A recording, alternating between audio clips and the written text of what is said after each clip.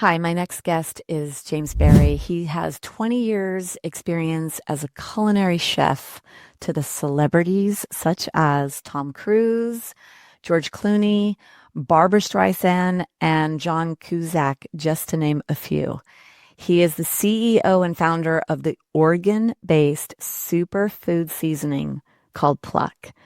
It's the first of its kind and is amazing, delicious, an easy way for people to eat this really nutrient-dense vitamin. We call it nature's multivitamin.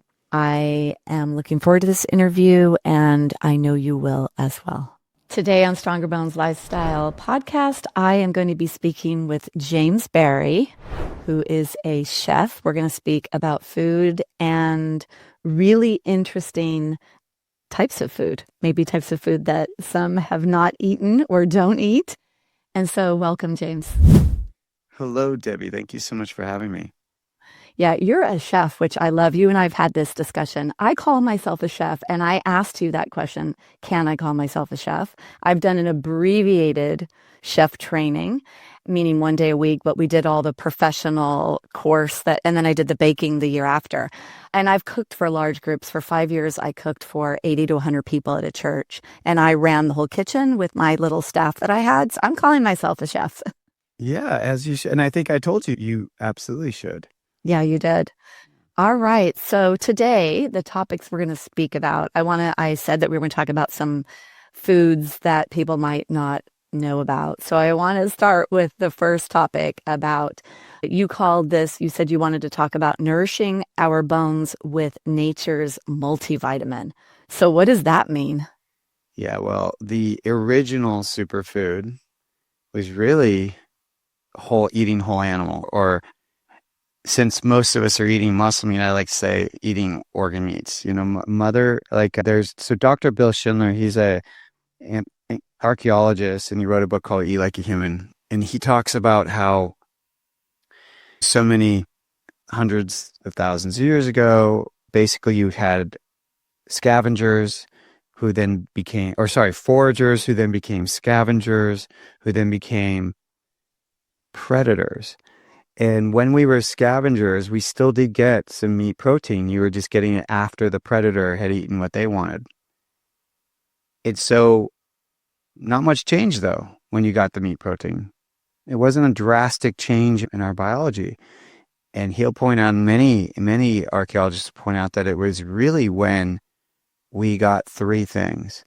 We became a predator. We got a rudimentary tool, and we were able to take down an animal. And then we got three things we had not previously gotten, which were blood, fat, and organs. And it was those nutrient powerhouses that enlarged our brain, enabled us to have these kind of conversations, basically put us in Homo sapien body. And that's what we currently live in. But yet all those nutrient-rich foods that got us there, or here, I should say, are really somehow, particularly here in America, not being utilized anymore. And the ultimate question is, why? And how is that affecting us? That we're not eating these foods that our ancestors ate. And of course, when I say ancestors, yes, I'm talking about our Paleolithic ancestors, but I'm also talking about, depending on how old you are, your grandparents. Because I know my grandparents, they ate liver and onions. My mom grew up on liver and onions. And then I've talked to other elderly people, and they talk about how, that when they were growing up, they were on the farm and they ate everything. They had raw milk. They had brains with eggs. They ate as much as they could because it wasn't an option to waste the animal. It wasn't an option. And now we live in a world where you have influencers on social media saying, just eat the ribeye. And if you are going to eat organs, just have liver, but it's like, what happened to the other 51% of the animal? Yeah, it's so interesting. So as you're saying that and you're posing these questions, I'm thinking, well, we're so far removed. So first of all, you said the respect of the animal, because if you're going to take its life, if you're going to grow it, nurture it, then you want to respect all parts of it. And there is so much nutrition, as you're saying, at all those levels, but we're so far removed, right? We're not taking care of the creatures. We're not killing them. And then there's all those practices of the way that all of that is being done. So yeah, and maybe it's because convenience too. If you're living in a farm and you had a deer that you caught. I remember I was in a women's group like in the late 90s. It's the beginning of the internet. We had a parenting website that we created, and we used to have these group calls, and we're all on this call talking. I don't think there was a video involved. And one girl's like, "Oh my gosh." And I said, "What?" Her husband, she goes, "He just came and put the deer on the dinner table." So he had just come in from killing a deer, and they're from Texas, I think, and put it on the dinner table. But most of us were really so far removed. And when we do actually purchase the items, they've been broken down and we don't see all of those parts. Absolutely. Many kids don't even realize that pork is from a pig because it's the different names, but they really don't. They don't know where bacon comes from. They just like it. Joel Salatin of Polyface Farm in Virginia, he talks about how our food systems are separated by thin plastic because now that you don't, like when my mom, she's a 70, she's going to be 79. And when she was born, so that was in 1946, she grew up in Brooklyn, New York. And she said she used to, when they wanted to get chicken, they would go to it was like a poultry house and like a butcher shop, basically. And they had live chickens in the back. And you would just point to the chicken you want. And then you would come back in an hour or two and you would have a warm carcass that had been plucked and killed and everything and dressed for you. And then you would go cook it. And so there was very much a connection of like, there's a live chicken and now I'm eating chicken. And you didn't just get a skinless, boneless breast. You got the entire chicken. So we have absolutely lost that because most people nowadays they buy the boneless, skinless if they are eating animal.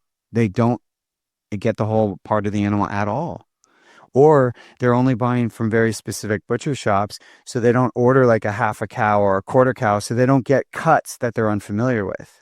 They just get ground meat or they just get ribeye, as I mentioned earlier. They're so used to specific things. But when we think about health, what I really push and what I'm trying to support is I want us to think from whole animal health, that in no world would we ever waste, or as you mentioned earlier, be disrespectful towards that kill.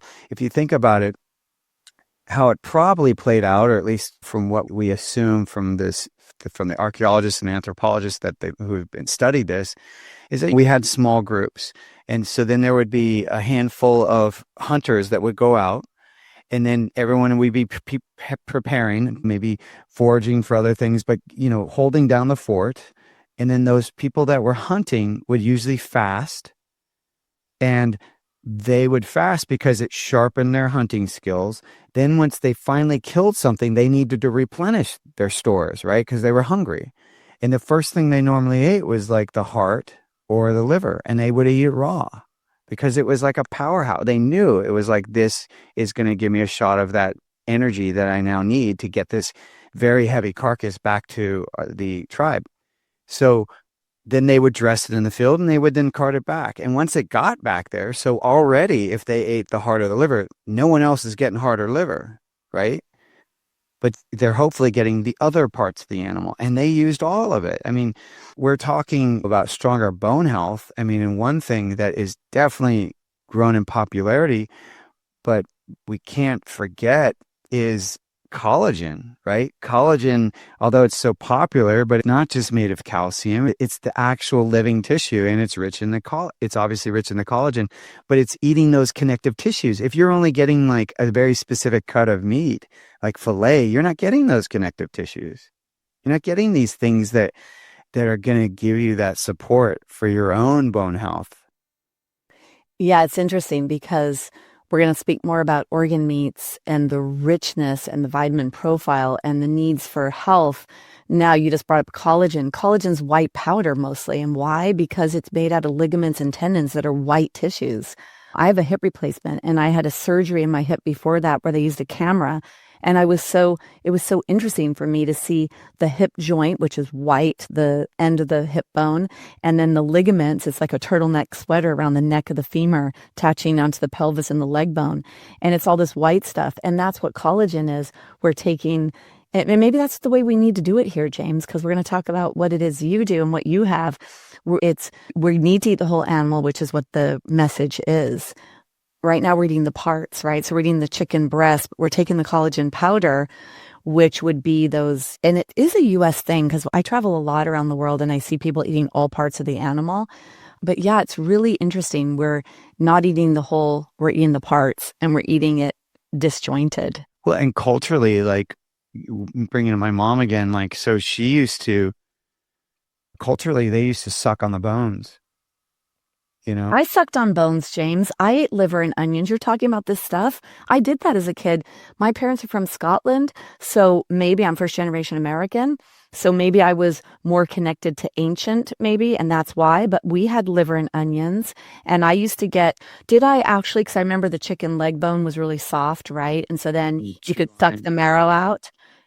Yeah. Yeah, I did. Like I give bone, like I'll give a bone to my dog. The first thing she does is to try to get to the marrow. She doesn't eat the meat on the outside. She's like gnawing on the bone and she is going for that marrow.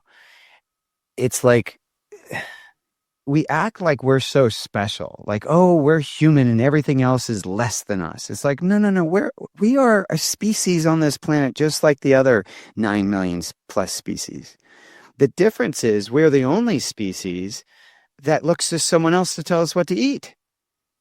Everyone else, every other species already knows what they need to do. So what's going on really is that we had an innate knowledge of what our bodies needed. You know, it was very kind of basic, but there was a communication pathway that basically told us two bits of information that were crucial to our survival. Is this food going to nourish me or is it going to kill me? Those were the two ultimate questions we had back in the day. And now we're eating foods that are tricking our body that taste like strawberries but have no strawberries in them. So that means they have none of the strawberry nutrition. And so our body's literally eating this thinking that there's going to be nutrition because flavor has ancestrally equaled nutrition. And so you're getting all this intense flavor, but your body's like, just keeps eating and eating and eating, waiting. When am I going to get the nutrition? Because the nutrition tells me when to stop. And you just keep eating. And all of a sudden, then you're done with the bag or the box or whatever it is you're eating. And you're now completely bloated because your body never got that communication to stop. So we are really messing with our innate knowledge of what our own body needs. And one of the ways to get back into it is to eat your food. You have to eat it, not swallow it in capsule form, not avoid, not just focus on ultra processed foods that that are void of nutrients, but really focus on foods that have flavors found in nature. So don't have added flavors, but flavor found in nature, nutrient dense foods. And then this is the big one that not a lot of people talk about. Then eat it all mindfully, like slow down, sit down, eat it with good people that you love, eat it in an environment that's not stressed out, like actually mindfully eat. And mindfully is another word, is like slowly, like eat slow enough where your body can chew it and then communicate back to you when it's full and if the food you're eating is serving it, is meeting its needs. Yeah, food is information. Food is the building blocks of all tissue. And digestion and supporting digestion is so critical. And it's not just about digestive enzymes. It's about those habits, eating with your senses, looking, tasting, smelling, chewing your food, because part of digestion begins in your mouth. And making sure that you pre-digest it. So you're actually that whole process when you're chewing and mixing it with saliva in your mouth. So, and then eating in peace with people, like you're saying, not drinking a lot of liquids so that you don't dilute your gastric acids. And then also nature packages everything in with the enzymes that are necessary, the hydration that's necessary. And the cofactors as well. Yes. A lot of people forget, back in the day, back in our parents' day, they would give out iron pills for people that were anemic, right? but they didn't cofactor the iron with anything. And what happened is none of it was absorbable, but they didn't know that then. And now they know, oh no, you have to have a cofactor. You have to have other, minerals with that iron to help actually absorb it. And the beautiful thing, and this is why we call organ meats Mother Nature's multivitamins, because Mother Nature knows what it's doing. And she's going to make sure that if it needs a cofactor, it's there. If it needs to come in a specific form that's going to be optimal for the human body, it's there. And I say human body, but technically nature is designed for all the species, right? Not just ours. So, that's why I really do turn towards, I kind of look at it as like, okay, we're already slaughtering these animals. So let's just honor the animal by eating the whole animal or utilizing as much of that animal as we can. And then let's make sure that we're getting these things in our diet, these parts of the animal in our diets. And then let's see if that helps us not depend so much on supplements or feel better in our body, because now we're nutrient sufficient versus nutrient deficient, which is what we really all are. I mean, that's ultimately like, if we think about aging, which we all obviously all are, it would just occurred to me, I was kind of just meditating a little bit before we got on, and it occurred to me, you know what one of the signs that you're aging is that your medicine cabinet or your supplement cabinet increases in size. That meaning like something when you were younger that maybe took a corner of your kitchen, or maybe only a row of your cabinet, is now filling your cabinet because you're taking more and more and more synthetic or supplements in some way, because in a sense, you're more and more deficient. So Yeah. And there's a couple of reasons, right? So we've got our food supply, which is deficient, and our farming practices, our soils are not as nutrient dense. And then we've got all the factors that get in the way. The digestion is compromised. There's a lot of inflammation. I mean, osteoporosis is an inflammatory disease. That's definitely a message that I am shouting loud and clear. And we know that inflammation, most things are inflammation based. And there's a deficiency component to this. Yeah, I didn't think about it's so interesting what you just said, because I don't take medications and I'm hoping to avoid those. I think that the average 65-year-old is on 3 to 5 prescription meds. So it's a pretty, prominent, but what about supplements? no, that's what, yeah, I say medicine cabinet, but I'm referring to supplements. I mean, I can see it. The cabinet whereas something used to just be one shelf, it's now two. Now we have 3 drawers full of stuff. We have one that we're actively using, one that's kind of an in-between, and then one's the replacements of the things for the top drawer. It literally takes up 3 cabinets. That's unheard. Like, I never had that when I was younger. I know I'm not even going to show you my supplement thing here, but I do think that there's some base supplements now that we need. And it's interesting when you talk about iron, because one of my Healthy Gut, Healthy Bones is my signature program, because we can't have healthy bones without a healthy gut. But gut health, when you have all these imbalances, those bacteria that are imbalanced, they're actually iron consumers. So they're going to be consuming inside of you. If you're not balanced internally, they're consuming that iron. So that's part of why we have that deficiency. And then if we're not eating it. So with organ meats, tell me some of the nutrients that are really high in the organ meats that we're now not that I mentioned thinking it's all really well balanced as well. Like, for example, when we are told to take any B vitamins, those are fat soluble. So usually you're told, oh, take that with food. Well, what's beautiful is if you're getting your B vitamins from organ meats, which they're very dense with, it is a food. So it's one of those things you can be a little, they're not only are they more efficient in terms of how absorbable they are, but they're balanced. But organ meats they're loaded with basically highly bioavailable nutrients that are essential for bone health, like vitamin K2, vitamin A, heme iron, zinc, copper, the B12. Now, a lot of these are in muscle meat as well, but you get not only more from the organ meats, but you sometimes get them where they're more easily absorbed. Because if you think about it, when we're making muscle meat, a lot of times we are overcooking that meat, particularly if you grew up like I did. Like, my mom came from a generation where you cooked that meat to death. Like it was pale gray because nothing could be alive in that. If it was red, that means you could die. You know what I mean? It was like that kind of mentality. So we knew dinner was ready because the smoke detector went off. That's how that was our kitchen bell. And so it took me a long time to actually start to eat meat that was more rare because I was so conditioned to eating crispy hockey pucks for hamburgers.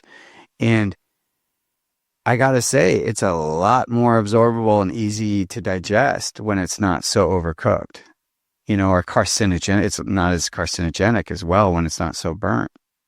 So there's things that, we forget that when we cook these things the way we are trained to do now, that we sometimes make them worse for us or we deplete the minerals and vitamins in them. And that's what's kind of beautiful about when you are taking, freeze-dried powdered organ meats. And I'm a big fan of we can talk till we're blue in the face about ancestral foods and the importance of organ meats. But if you're not able to connect that to your modern current life, then it doesn't serve us. And so I'm not here talking about how I'm not like there's a guy named the Liver King and he goes around with no shirt on and, he looks like a barbarian and he's like, eat raw organs, and that's just not going to happen. Most people are not going to do that. So I'm not for the health modality just for the health modality. I want the health modality that you're actually going to do, because the thing that becomes lifestyle is the thing that I care about. And so that's why I am fine. And I am I do push freeze-dried powdered organ meats because they are, yes, it's using the modern technique of preservation, of freeze drying, but it still maintains as much of that nutrients as possible. I mean, I would say raw is the most nutritious, and then it's freeze dried, and then dehydrated is next. So it's even better than dehydrated. How do they freeze dry something? It's a chemical process. I mean, I don't mean chemical in that they're necessarily sprayed with anything, but it's kind of the way when you get dry ice, for example, dry ice cannot be kept in the freezer. So it's actually kind of a form where it's like a dry ice kind of gaseous form that helps to freeze dry it and pull out all the moisture. And there is a slight heating with it. And so there is a slight loss of nutrients, but nothing like when you cook them or other ways of preserving. But that's why, so I created Pluck, as you know, and one of the things that I was trying to do with that was I was really trying to figure out what are the main hurdles that we are running into that's keeping us from taking advantage of this original superfood. And the ones I identified is that many of us think they're gross. Many of us don't know how to cook them. And then many people still don't know where to source them. And those are all very legitimate. Probably I would say the cooking and the ick factor are the two most prominent ones. When I talk to people, they haven't even tried organ meats and they think they're gross. So there's a stigma attached to them. And so by using the freeze-dried powdered organ meats, you right away, okay, now you don't have to cook it. So we've alleviated that piece. And now you can take it in capsules, but then we're still dealing with the swallowing that I was talking about. So now when we swallow these capsules or these tablets, we're bypassing that communication pathway that we were talking about earlier that you get from eating. And that communication pathway is really important because like a bottle of organ meat supplements might say, oh, take 6 to 8. But how does a company know what you or I need? We probably have completely different needs. The only way we're really going to know is if we do testing, right? And then we're going to get closer to what our body actually needs. And then I would say the next way is to eat it and let your body tell you. But of course, if you have a compromised gut, then it may trick you, right? So you have to kind of find that balance. But I guarantee just swallowing a supplement is going to have a delayed communication. And that's why a lot of times when people do organ meat supplements, they'll swallow them and then feel nauseous later. And it's like, well, yeah, you probably got too much. Well, also, people have issues with digestion, and that's one of the symptoms that potentially you have liver detoxification issues, clogged system when you are nauseous after eating supplements, which happens quite often. Quite often, Yeah. absolutely. I mean, gut health and trying to be healthy, like you can't do one. You really have to do both. Like I can talk about eating organ meats, but you also still do have to make sure that you're repairing that gut and making sure that you are digesting food properly. I used to say that when I chefed and I was cooking for all these people and I was giving them all this amazing, very expensive food and all made from scratch. And I say, this doesn't really matter. It doesn't matter the quality of the food if you're not properly digesting it. It just won't matter. Yeah. And when you're talking about healing the gut, also, this actually is going to be a part of that. So, bone broth and all of those amino acids and building blocks that are in bone broth for those that are eating meat. That's one of the best ways to heal your gut is with bone broth. And what's really interesting, James? You mentioned how we kind of innately knew and we don't anymore. Chicken soup, I think, is one of the grandma's medicine. So we've been using soup and typically animal-based soups with a bone in there where we cook the bone for a long time to really Yep. extrapolate these nutrients. Um, Absolutely. Yeah. I think chicken soup is a very good example of how it's been passed down generation upon generation. And they just would just instinctively say, yeah, eat this when you're not feeling well. And I don't think everyone knew why. And I don't know if they were concerned with it. It was just that, no, this always works. And then, of course, we've dissected it now and we now have ideas of why. But to your point, there kind of still isn't anything better. Like it's still the best medicine, and I'm doing air quotes, but real food medicine that anyone can do. And one thing I'll just say, if to give some value here, is that a lot of people confuse meat stock with bone broth. And if you've ever learned of GAPS, anyone listening who knows about GAPS, they'll talk about meat stock and how when you have a compromised gut, how actually one of the most gentlest forms of this kind of meat-based stock is what you do is you take the whole chicken, a raw chicken, you put it in a pot covered with water. You can still add a few things here and there if you need to, like a little apple cider vinegar, whatever you might want. But the simplest way is just the chicken covered in water, and then you simmer it, bring it to a boil, and then simmer it for an hour, hour and a half, basically until that the meat inside is cooked. And then you strain it, and it's this very nourishing and very light and delicate stock. And then you still have the chicken if you want to eat the chicken later, but just drinking that broth is this step, like almost like stage one of healing your gut using some kind of broth. It's that kind of meat stock. And then bone broth is focusing on the bones, and you can add the onions and the mirepoix, and you can do all these other things to it. But the meat stock, I would say, is the gentlest form of what we're talking about. yeah, so just for clarification, if anyone heard, what did he say? Mirepoix, that's the basic. That's celery, onions, and carrots that is kind of basic to all soups or to a lot of French cooking, a lot of Yeah. soups. Yeah, really interesting. A lot of the things you've said. So for me, I haven't had red meat since 1986. I read a book that brainwashed me, Which one was and it? and it was an ick factor. It's called Fit for Life, Oh, and it brainwashed me. And I stopped because blood was what I thought of, and I thought of blood. And then I would say that as I've cooked a lot over my life, and then just trimming red meat and realizing that this is the animal, the muscle of the animal, and these are the connective tissues. There was just like this ick thing. And then when I was going through menopause in my late 40s, early 50s, things change in your cycle. And I got so low that in my iron that the doctor said that I was this close to needing a blood transfusion. She said, that's how wow. close you are. Because typically women, they'll bleed more before they end their cycles. She said I was almost ready for a blood transfusion. I was like 49, 50 years old. That was a really weird thing to hear. Now, could that have been because at this point now I was 20 years or 30 years as a not really eating red meat. I would eat chicken and eat fish, but probably really in listening to you, devoid of a lot of those other nutrients. And it's true, some of those B vitamins that are critical and that get Critical. depleted Totally. with stress, by the way. Well, yeah, they really do. I mean, more and more you're hearing people have heart issues, like where it's racing heart. A lot of times they'll go to the doctor and they'll get, what is that, ablation surgery and or procedure.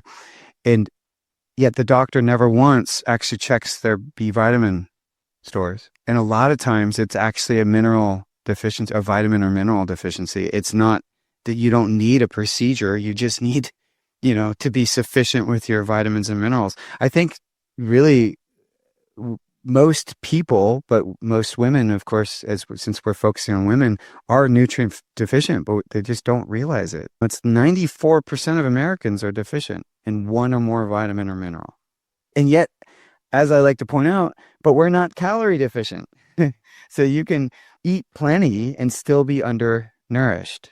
And organ meats to me they offer a compact food-based solution to rebuilding those nutrient reserves. And I very much believe, had you been eating something like organ meats, then maybe not, I bet you would not even have had to eat the muscle meat of cows. But let's say if you were just eating the poultry and the fish meat, but then including organs from a cow in your diet, I bet you would not have had those issues. I really believe that.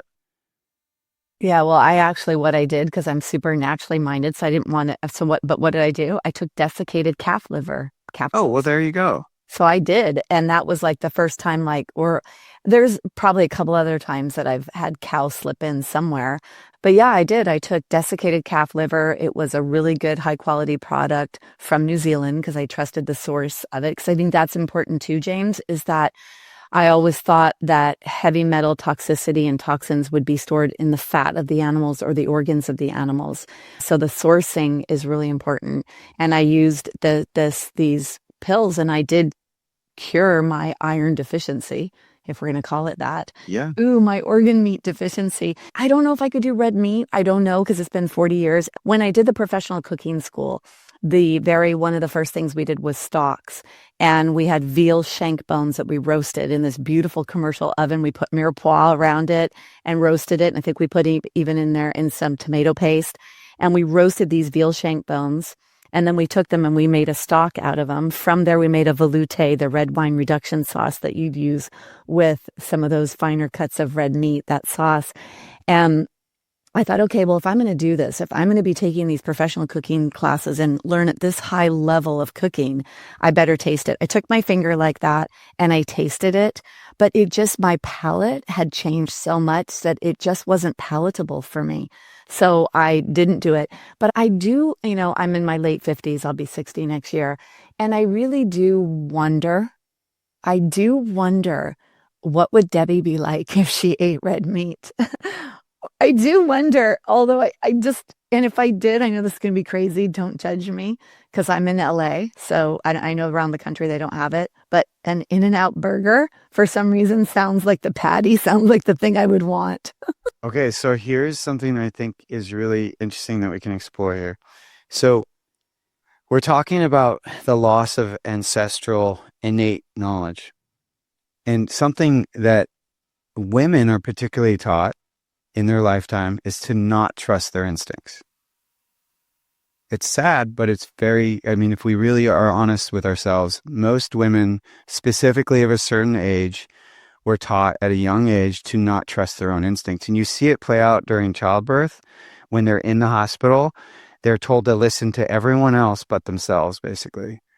And there's no one that knows better in that, particularly that moment of childbirth, than the mother giving birth. And so we are already kind of dealing with a stacked deck of not really trusting our instincts. But I believe the thing that really does make us unique is our instincts. So you and I are basically the same person internally, but what makes us different is that you have different instincts than I do. And if we don't actually learn to listen to those instincts and follow them, then we're doing kind of a disservice to why we're on this planet. Because I really do believe we're on this planet for a short time, and we're on this planet to learn something. Because there's one truth we really know about life. Everyone can talk about, oh, I know what happens at death. No, no one really knows. No one really knows what happens, but we do know one thing. We know that the body we're in does not continue past this life. And if that is true, then that tells me, or at least how I choose to interpret that is, well, then this life is about existing in this body, whatever that means. You could be in a wheelchair, it's still existing in this life, in this body, but it's about feeling the world and experiencing it sensorially in this body. And our instincts are a huge part of that.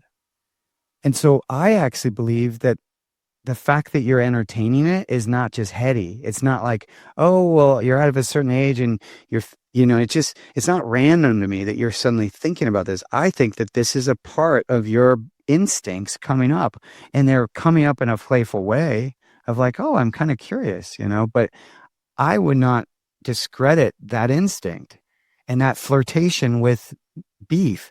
But I also would say, like, and this very well, it's like, you also got to be careful, because when we haven't eaten something in so long, our body has to gently ease into it. And the same thing goes with like organ meats. If your palate isn't like used to them, you got to ease into these things and just do little amounts at first to, you need to support the rebuilding of your hydrochloric acid and all, yada, yada. I know you've been eating meat, so yours is probably not that bad, but beef breaks down very differently than chicken and fish. Any lean meat is going to break down differently than a fattier meat. And so we just have to be mindful of, like, it's not about leaps and bounds. It's about baby steps, but absolutely trusting those instincts. Yeah, so interesting. This is deep. This is deep because I run functional labs and I focus on gut. And as we age, we lose hydrochloric acid, we lose our ability to digest. And it could be also our behaviors around food and all of that. And then what I find in vegan and vegetarian women is that they've lost the ability. Like, I'll see like some of the digestive markers that are in a stool lab, you'll definitely see them lower. And part of that is if the person is vegan or vegetarian, their body hasn't really had to do that. So we'll see some of those markers being lowered. It's the body is very efficient. If it doesn't need something, it stops building it or creating it, because it's like, well, it needs to be efficient because it's usually dealing with trying to detoxify from our toxic world, right? So it needs as much energy as it can to deal with that kind of stuff. Yeah. And, it's like, so from the bone health being and focusing on bone health, I mean, that is such a, we've done it all wrong here in the West. We scan, diagnose, put the fear of gosh into women, and then we offer a pill, right? We just completely have taken women out of their own journey. And so as we come back into focusing on this, that's my world where I live, we have to think deeper, like you and I are talking. This is deeper talk. This is not, we're really talking about food is information. Food is the building blocks of our tissues. So we have to look at this differently. And you're right. Like, it is something that's coming up for me. It's why I wanted to speak to you, honestly. And I know people who are listening can't see this, but I was with you at an event and your product is called Pluck. And your bio will be there, but you've been chef to some pretty famous people. You've been cooking for people, making food taste pretty delicious. So this knowledge that you're speaking about, this ancient wisdom, nature's multivitamin, you're trying to make it a food still, not putting it in a capsule to turn it into a supplement, right? And you have this background so people can look at this, but you've cooked for some pretty famous people. I mean, one of my favorite singers in the whole entire universe. I love her. Can I say that? Can I say who it is? Yeah. Barbara Streisand. Yeah, my mom's favorite as well. Oh my gosh. I mean, that woman, when she sings, it's just like crazy. I love her. So and George Clooney, he's so dang cute. And his wife, I don't know if you were there when he was married. I was there before with the girlfriend he had before he married her. Oh, well, she's just so beautiful. But yeah, so you've cooked for people that have probably discerning palates. And the fact that we started this whole discussion not necessarily about the vitamin. We call it nature's vitamin, but just really a deep nutrition in the form of food, because then it goes into all the layers. It goes into the satiation. It goes into the innate wisdom. And our bones are our foundation. That's why it's so scary to get diagnosed and so disempowering. So this is like so deep. This is not here, take this supplement, here, heal your gut. You're just really going deep here. So your product, Pluck. Yeah, I took these, James, even though I don't eat red meat, right? I haven't had cow. That's so, is it interesting that you just had the instinct to take them and you weren't eating that kind of stuff at the time? Because you know what? And I don't even know what the vitamin profile, what the mineral profile is. I honestly don't even know all the layers. I know B12 is deficient in vegetarians. And I know that the vitamin K and vitamin D, which are critical for bone health, are mostly found in the animal world.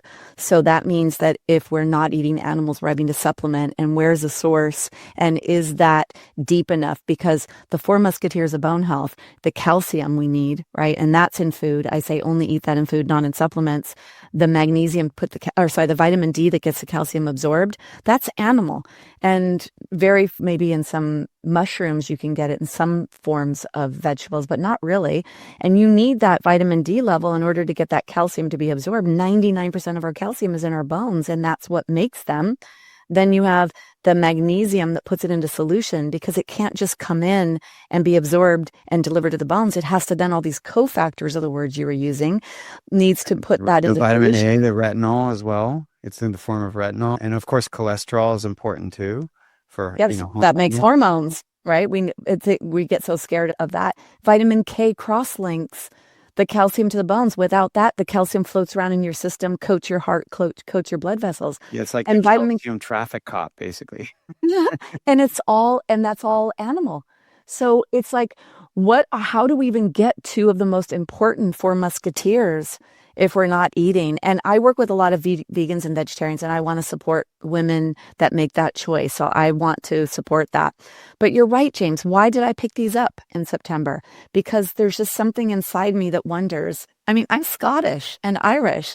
Like, we lived off of this stuff. Right? Blood I mean, sausage is Irish and Scottish. I mean, what about blood sausage? Have you ever had black pudding? yeah, that's what I'm saying. Blood sausage is a part of your heritage. I loved it. Haggis is a part of your heritage.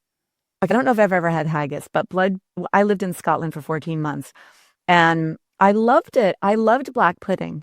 So, oh my God, James, are you going to change me? But isn't that funny that you said that it was blood that turned you off from beef, but yet you love black pudding and that's what it's made with? I didn't know that though. Well, I don't think I knew that. See, now you're really, okay. So this is what's the truth, which is we as adults, and it starts sometimes when we're younger, of course, is we get very heady and we get on our little soapboxes for whatever reason. This is not a judgment. This is a fact, right? It's just, we get on our soapboxes and we're like, well, this is why I'm not going to do X, whatever it is. And the reality is, like, I don't personally have an attachment towards anyone's journey with diet. I believe we all need the dignity of our journey. But where I have judgment is that we are not listening to the one person in our lives that will never lie to us, that will never steer us wrong, and it's our body. So we get in this high horse of like, oh, this is what I'm going to do, and this is how I'm going to eat. And then our body is screaming. It's bloated. We've got skin issues. We're inflamed. Hair is falling out. We have foggy brain. We can't sleep. We have to wake up and stimulate ourselves with coffee. All these ailments, these kind of like chronic illnesses are present, and yet we don't equate it to this heady decision we made on our soapbox. It's like your body is the key. It is telling you whether your diet is working or not working. And it's the one person that's reliable in your relationship. And yet we're discarding that information. I know. Oh my gosh, it's so crazy. Okay, I told you I brought this and I haven't even tried it. But you said you're gonna have me try it. You don't mind a little kick, right? Oh, well, no, I do mind a little kick, but I'm still going to do that, but I won't do that one first. Yeah, don't do that first, because question. That one is a good one for you to try, yeah. Okay, so I have two of your products here. I have zesty garlic and I have spicy mild. And the zesty garlic is what we call autoimmune protocol. So it has no nightshades, no seeds. And I'll just quickly tell people as you're trying this what Pluck is. So basically, as I mentioned, I am trying to meet people where they are. I get it that Debbie back in the day was like, I'm not going to eat beef. Like, I get it. Or I get that many of the people listening might be like, hey, you know what? I'm vegan, vegetarian. I can't. I want to, or I'm interested in maybe trying it, but I just can't. It's been too long. And I completely get that. And I'm like, let's meet you where you are. So I'm not trying to get you to go and cook some big liver and get overwhelmed with it. Because that's really what's overwhelming is when you have a defrosted organ meat in your kitchen and you have no idea what to do with it. It's slimy, it's bloody, it's like all these things that you've been avoiding your whole life or most of your life. So what I did is I took the freeze-dried powdered organ meats. I took 5 of them. I took liver, heart, kidney, spleen, and pancreas. They all have different vitamins and minerals. They all have different properties. Like pancreas, for example, is a natural digestive enzyme. So if you're taking pineapple enzymes, you don't need that when you use Pluck because it's right there in the food. So it's got those 5 organs. And then what I did was I focused on, well, how do I make those taste good? So I basically made a dry pate. I added onion, granulated onion, organic granulated onion. I added garlic. I added spices and herbs to offset the organ taste. And I made it so that you don't know didn't need to have to cook. You just simply salt your food with it. And now you're getting the micro dosing of those organ meats. So we're doing it gradually. We're not overwhelming your system with it. We're doing micro dosing frequently because we season our food often. I do it every time I eat. And so then it's not a new habit. It's effortless. It's lifestyle because it's easy and delicious. And then it's cumulative effect because you're doing it enough and you're getting nutrients that you previously were not getting that they actually accumulate in your body. And then you start to see when you get tested for blood markers, oh, I'm no longer anemic. Oh, I'm sleeping better. Oh, I have better energy. My brain fog is gone. Like all these nagging health issues start to go away because you're gently doing it with the most nutrient available food on the planet. And you're doing it regularly. So it's not stressful for you. You're not sitting there over your stove freaking out as you're about to do it. Like, I'm doing this because I'm supposed to. I don't know. And you're clenched as you think about it. It's like, that's not the way to eat. That's not the way to digest food when you're stressed out. Yeah, it's so true. So cooking it, so is it something you finish with? Is this I like to finish with it for the reason I talked about earlier, which is like the heat does diminish, degrade vitamins and minerals. So it's not that it's a zero-sum game. I mean, you can still cook with it, put it in your ground meat. I just find that when you put it on the outside of, let's say, your chicken in your pans, frying or searing that chicken or steak, that you are burning the seasonings. And it has nothing to do with Pluck. Every seasoning, if you're putting it on the outside, if it has, for example, paprika in it, what color does it turn? It turns black. right? Right. So that is burning it. And when you burn a seasoning, it gets bitter. And that's why a lot of seasonings have sugar because they're trying to offset the bitterness. So I just recommend just use it as a finishing salt because you want to maximize not only the nutrition, but the flavor too. Okay, flavor. Let's go. I'm doing All right. She's spicy doing it, mild. everyone. She's tasting it. 20 years it's been. Yeah, this has got a little kick for sure. The Oh, spicy you're in the mild. spicy mild right now. Yeah. I'm doing the spicy mild. Yeah, it's got some cayenne in it, but it's very mild. Everything's very family friendly because I want it. Kids need this. Everyone needs this. So I wanted to make it. I don't want to create more work for adults. I don't want it to be like, oh, I can't add this to my ground meat for taco night because my kids find it too spicy. So everything is balanced so that it's family friendly. And you That's know what I would say? garlic. I don't taste organs. So I know that I'm getting them. I know that I'm getting that nutrition, but I don't taste Right, organs. which is me meeting you where you are because I Right. I taste the garlic. Okay, now I'm doing zesty garlic, right? So this is like salts. It's like because there is salt in there, right? And there's zesty, then there's garlic pieces. is Redmond real salt right now. Oh, right. And That's a good one. isn't that nice? I'm I very mean, proud of that one because this is delicious, but I'm saying you're using a really good salt product too, Redmond. Oh yes, salt. yeah. No, it's all about the quality, as you mentioned earlier. How would I know that I'm eating organ meat? I wouldn't know that. Okay, so does this mean I'm eating? Umami though, right? You can taste that it's a bit unique. I guess kind of. Yeah. Yeah. So It's got an umami to it, which umami is that, we were talking about the palate earlier. So the palate really is, a lot of people forget that, but like if you want to change someone from a picky eater to a more adventurous eater, the Mm-hmm. palate is one of the big ways you can do that. We get feedback all the time of practitioners recommending this to their clients who have kids that are picky eaters or maybe spectrum who are very sensitive to textures and taste. And all they do is have them start using Pluck. That's the only change they make. And everyone reports like, oh my gosh, my kid's eating better.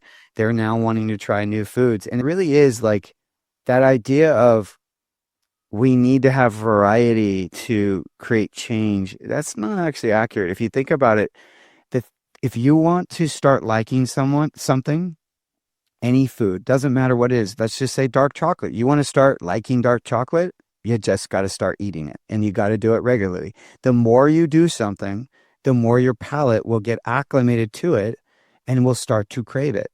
That's why even people that have been in jail where the food is horrendous, if they've been in jail long enough, they actually miss the food because they got so used to it, you know? So regularity really does breed addiction or favoritism towards whatever that food is. Maybe addiction's too strong of a word, but It's so funny you call it Pluck. And I asked you before we started, do you have I eat chicken. So do you have poultry? And you said you're working on that and you call it Pluck. You should have called it Moo. no. Well, you know what's interesting, and I cannot take credit for this. The branding team I worked with when I first started, they discovered this. So pluck is a 15th century term for animal organs. It's just not one that people use very often, but every now and then I'll find someone that knows what I'm talking about. So basically, back in the day, when you were getting your animal slaughtered, they would say, you want your pluck with that, meaning, do you want the organs with the muscle meat? And so that's actually what it means. And I just like the name so much because I think it's very playful and it's fun and it's kind of shocking for some people. But yes, to your point, we are working on other species of pluck. So right now we're using bovine beef organs, but we're actually going to have a few exciting new products. So right now we have four. You mentioned two of them, the Zesty Garlic Spicy Mild. We also have Original, which is our first product and probably our best seller. It kind of tastes like an all-purpose seasoning. It's kind of like Lowry's or Old Bay. And then we have Pure. Pure is just the organ meat. So that's for people that know that they need specific amount of nutrition, but don't mind adding it to something that already has flavor. So they're not looking for the flavor from it. They're just looking for the nutrition and they want to control that nutrition. So 1 teaspoon of the Pure is equal to 2 ounces of organs. That's how concentrated it is. It's incredible. So a lot of people can just take a half a teaspoon to a teaspoon of the Pure, put it in their smoothie in the morning, and they're done for the day. And they won't even taste it. It's very neutral. And as long as it's in something that already has a lot of flavor, you won't taste it. But the new flavors we have is we're going to have a bison blend. We're working with another company who does bison supplements, and they gave us some bison liver and heart. And we're going to make a chimichurri. And then we're also going to have a very spicy blend called habanero lime. And that's going to be with our bovine. But then we are eventually going to do chicken or poultry. And we're also going to do whole sardine down the road. So you'll literally get the entire sardine, not just the fillet, but everything. Oh, And sardine is curries, we're gonna super put it in bone curries. food. Yeah. Sardines are super bone food. I mean, Totally. I just did sardines for the first time and I thought these aren't so bad. Yet it is a little bit easier if it's freeze dried and you Yeah. could sprinkle it on things. We're going to sprinkle it on and it will be like curries because curries, particularly like Thai curries, already use fish stock or they'll use oyster sauce, which is usually from some kind of shellfish or fish. And so we're going to kind of utilize the fishiness of the sardine to our advantage, but it's going to be such an easy way for people to start microdosing on all these real food nutrients. And then here's one that I'm very excited about that some of your audience will probably be aghast by. We're going to come out with cinnamon, but it's going to be cinnamon brain. So we're actually going to help people get the cow brain into their diet, which is incredibly nutritious and delicious. And it's one of those things that we're not getting in our diet. And there's this concept of like supports like. It's an ancestral concept, but the idea is that the organ you're eating or the part of the animal you're eating is supporting that part in you. And on a certain level, without anyone really diving into the science behind it, which there is some, it kind of makes sense. Like you want to build muscle, you eat muscle. You want to help detoxification for your liver, you eat liver. And there's science that shows certain glands, like people that are not, their gallbladder was removed. So then they have to take bile salts. So they take parts from animal glands and they eat those, and that actually supports their body in digesting fat and whatnot. So there are some real interesting studies of how like does support like. But I find it really interesting that we're Alzheimer's and dementia are at an all-time high. We've never experienced the levels that we are experiencing now. And it's also very interesting that less and less people are eating brain. Like I said, it used to be a staple, and it still is in certain parts of the world. And it would be interesting to study if those parts of the world are high in dementia and Alzheimer's. That's actually something I should probably do. But I do find it interesting that they do kind of coincide. I'm not saying that eating brain is going to solve this epidemic, these issues, but I do wonder if it will help to offset some of the reasons why we have these issues. If it is toxins in our environment, well, maybe it will help offset those toxins. I don't know, but in my judgment, it's worth a try.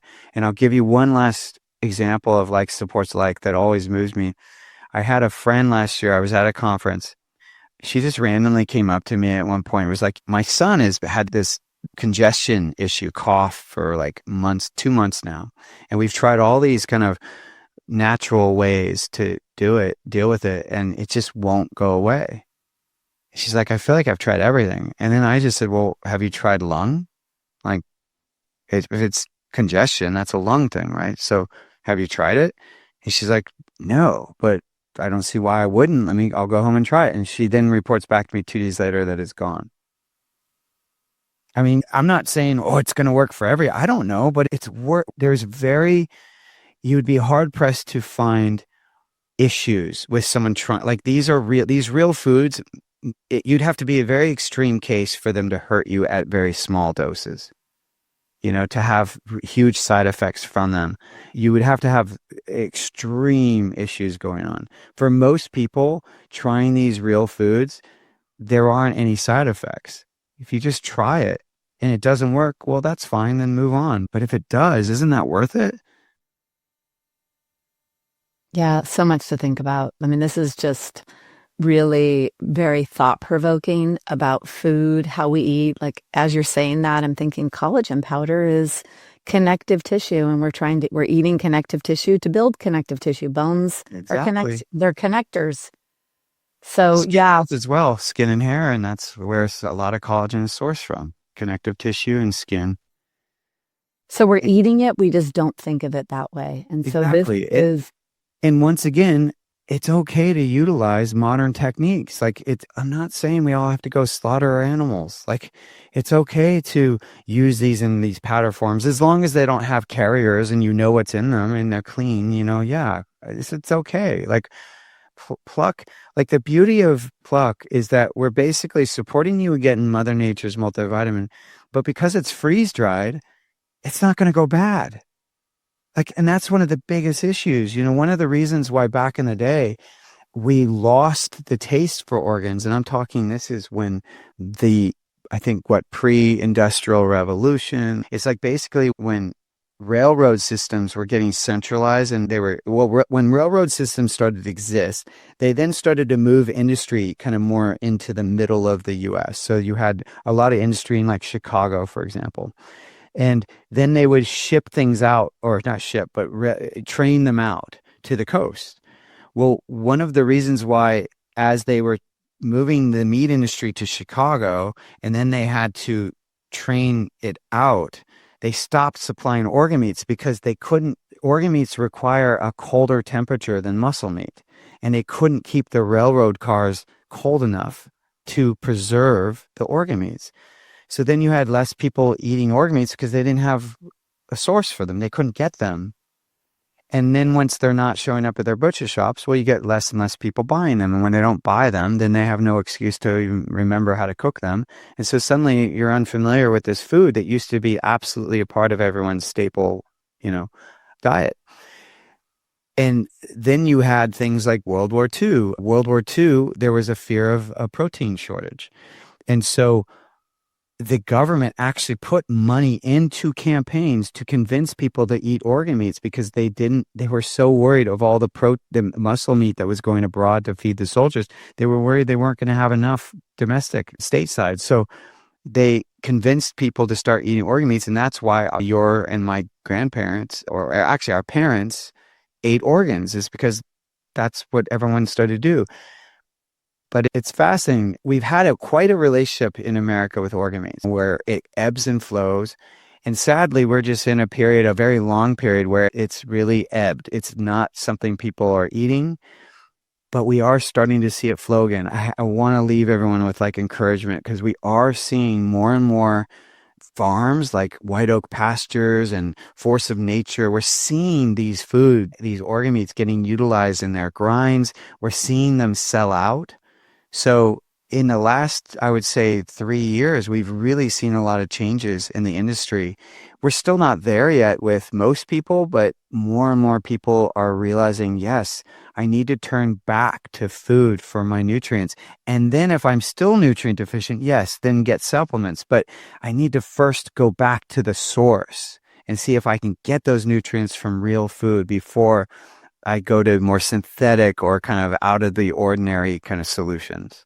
Yeah, and I think that's what this whole discussion has been about. I teach cooking classes. I started teaching cooking classes for bone health that have a specific focus, like the protein-rich cooking class. I just did an anti-inflammatory class. I did calcium. I did mineral protein. And I'm going to do gut in the next one.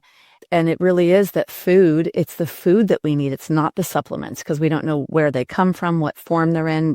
Will your body digest them? What, is the capsule that it's inside of? And, like sometimes calcium supplements can be ground up rocks. I mean, depending on the quality. So going back to food as nutrition and what you're talking about with the organ meats, you said the two big things was the taste and the ick factor. And so you doing it like this, because I just tasted that, right? And it just tastes like zesty garlic. You couldn't tell me that was really, and maybe there was a little thing there. I don't know. The spicy one was spicy. Little flavor of umami. But like the key is though, we're not feeding that mindset. We're not feeding that ick factor that that many people have in their mind, whether they've eaten them or not. So we're messing with that association, and that's key because it's not about like I keep going back to this, but I really want to stress, it's not about like me trying to get you to get out of your comfort zone. I'm trying to meet your comfort zone, but give you really healthy food. And the key of why I love that the cooking classes you're teaching is because people need to know and really get that the only way to be healthy is to control the ingredients of what you're eating. If you eat out all the time, you will consistently deal with inflammation, guaranteed, because all of those businesses that you're purchasing from have bottom lines and they are all cutting corners in some way. And the ones that aren't, they're so expensive that you'd have to be a billionaire to eat there every day. That's how extreme it is. So that means the majority, 99.9% of the restaurants out there, the markets out there are selling you prepared food that is really not optimized for your health. It's optimized for their trend or for their pocketbook. It's not optimized for your health. The only person that's going to do that is you in your own kitchen. Right. And you cook, I cook. And once you cook, you realize what it takes to make something taste good. And you probably did this whenever I wanted to impress someone when they came over. I was doing more fat, salt, sugar, right? That's where I'm throwing butter on everything because it's like you want it to be impressive. So when you go to a restaurant, they're going to be using extra things and probably MSG and stuff like that. They're usually using seed oils, which are inflammatory, non-organic produce. So you're exposed to toxins. So we do need to cook for ourselves is the point. And then what this discussion has been about is really going deeper with nutrition. And when it comes to feeding our beautiful bones, that's why I say we need to feed our beautiful bones. We want to feed them what they need, whether it's a like or whether it's just the cofactors, the building blocks, because nature knows what we need to build our gut, our bones hormone cells. And you make it easy. So yeah, there's a reason. Why would I practice? Delicious. It is delicious. No, it is delicious. And I do believe this. I mean, that's why I picked it up. And I do wonder if there is some deficiency in me. We'll see what happens if I could palate meat, if I am going to go down there, because I do fish and chicken. So I am eating. But and the beauty too is you can, even though Pluck is coming from a cow, the organs are coming from cow, you can still put it on, like my kids put it on popcorn. We put it on fish. We put it on chicken. We put it on vegetables. We put it in bone broths. I mean, you name it. It's incredibly versatile. And that's the key, because you only benefit if you use it. And so I don't want Pluck or any health modality that I'm talking about to be what is that Suzanne Summers back in the day, the Thigh Master, right? Or whatever it was called. Yeah. And then a year later, they're being sold at every garage sale because everyone that bought it, because it was a huge hit, didn't actually use it or incorporate it, or they only did it briefly. And I'm not interested in that kind of stuff. I want the things that you're going to turn into a lifestyle and maintain. Because if you don't maintain it, then what's the point? Like I would say, like, we don't need a supplement full of supplements, or sorry, we don't need a cupboard full of supplements. We just need a few bites of what your great grandmother called dinner. Yeah, that's it. We need to eat our food. All right. So we'll see if I'm going to put this on tonight's dinner, but definitely tomorrow's eggs. I love to make like eggs that are flavored. I did this morning, did cumin and smoked paprika on my eggs, and then a little bit of cilantro. I finished with that. So I am going to have Pluck eggs tomorrow. Plucked eggs. And I just ask, please, since you are starting sort of from zero with it, like, see how you feel. Like, start using it on every meal and report back to me, like, what do you start to notice? Okay, I'm going to do that. Every meal. Like, since we know that you have a lot going on, like, see if you start feeling less stressed out, like that you're able to manage these situations, any stressful situations, with a little bit more calm and patience. I bet you, because that's going to be the B vitamin proof. All right. Thanks. Well, thanks so much for this conversation. It's been very enlightening. Well, thank you again for having me. And thank you all for listening and or watching. For me, organ meats I am here to help people. I've gotten very clear that that's my mission. And I help people with food. Obviously, as a chef, that's kind of my portal into the health world. And I've been doing it for long enough. And similar to how you started this out, talking about what works and doesn't work for people from your experience, I've seen that as well. And I only am interested in what works. And I truly believe in whole animal nutrition. And it's not that I judge anyone for not doing it, but I truly believe in it. And I believe it's what we need, particularly for our kids, and because they are the canaries in the coal mine. And we need to really focus on these very nutritious, real foods, because otherwise we're going to see the continued issues, these chronic issues, and the decline in longevity. We're going to see that play out in our kids even more so than it already is. Yeah. So, and those that are listening, kids, grandkids, it's all this, that's that group as well. All right. And in the show notes below, I'm going to have links to your products so that they can find them and try them. And I will report back every day, 3 meals a day. I'm going to be plucking it.